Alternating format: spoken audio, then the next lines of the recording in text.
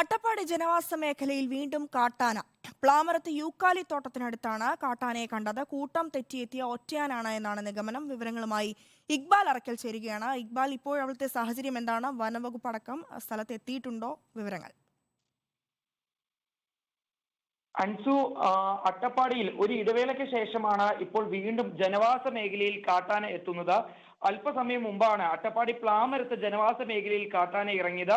യൂക്കാലി കാടിന്റെ ഭാഗങ്ങളിലായാണ് നാട്ടുകാർ കാട്ടാനയെ കണ്ടത്.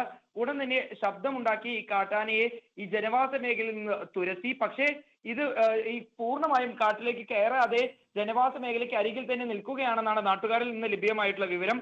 കൂട്ടം തെറ്റി ജനവാസ മേഖലയിലേക്കാണ് ഈ കാട്ടാന എത്തിയെന്നാണ് നാട്ടുകാർ പറയുന്നത്. ഏതായാലും രാത്രികാലങ്ങളിൽ അട്ടപ്പാടിയിലേക്ക് പോകുന്ന ആളുകൾ അതീവ ശ്രദ്ധ പുലർത്തണമെന്നാണ് അധികൃതർ പറയുന്നത്.